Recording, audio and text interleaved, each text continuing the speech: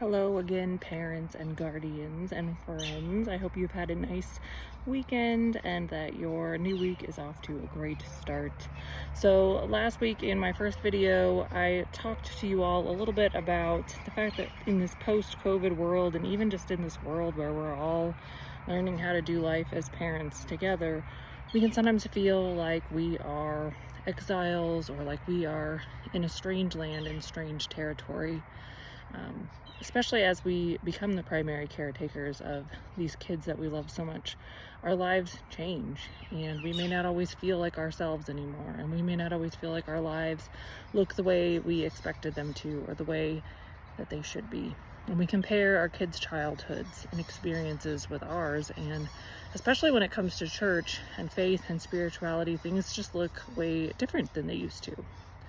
And so we also talked about how God spoke to the ancient exiles about their plight and how God promised them a return one day and plans to build them up and give them hope for a future. But the question is, what are we supposed to do in the meantime while we wait for God to bring us back? Are we just supposed to sit here and twiddle our thumbs and accept our fate? Jeremiah 29 verse 5 tells us exactly what we're supposed to do in this strange land. Jeremiah wrote, "Build houses and settle down, plant gardens and eat what they produce." God said to strap in and get comfy, because if we're going to be navigating this foreign territory for a while, we need to settle down and make something beautiful out of it. And I think part of this comes from just sort of recognizing and accepting the season of life that we are in. So for example, I am a knick-knack person. I used to have all of these cute little display shelves around my house for all of my treasures, my souvenirs, my mementos, and all of these fun little things that I like to look at that made me happy.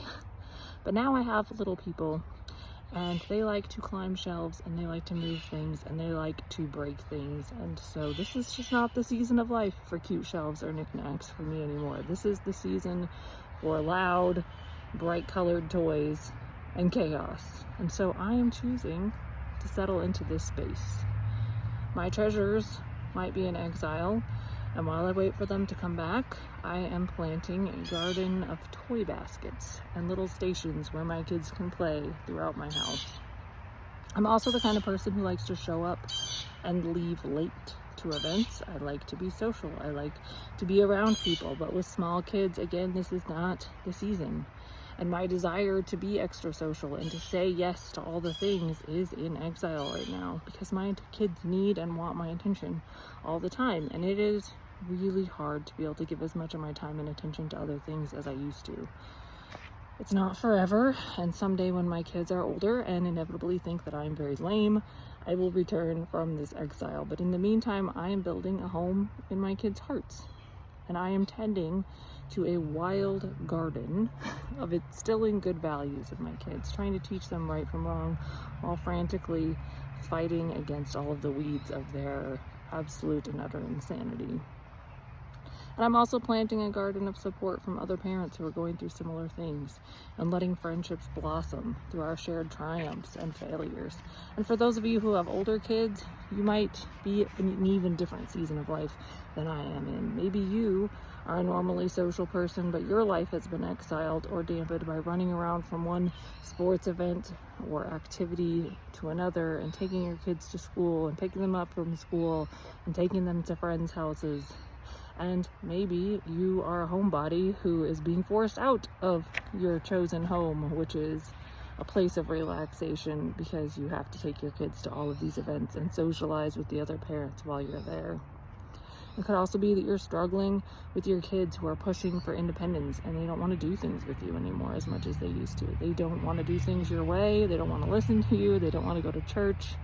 And I just want to encourage you to find ways to plant a garden in your life. Plant gardens of phone and text and meme sharing friendships with your friends for the hours that seem too rushed and too tight to be able to socialize the way that you once did. Plant gardens of meaningful and vulnerable conversations with your kids when you're in the car on the way to those practices or to school or to friends' houses. Plant gardens of deeper learning and empathizing as you practice compassion for your kids and for yourselves. Remember to practice compassion for yourself as we are all figuring out this season of life together. Life does not look exactly like we thought it was going to look, and we might not be where we thought we were going to be. But this is what life looks like, and this is where we are. So I want to encourage you to build homes and grow gardens and eat what they produce. Know that God is leading you home and has a plan in all of it. But in the meantime, let's just enjoy this ride together. See you next time.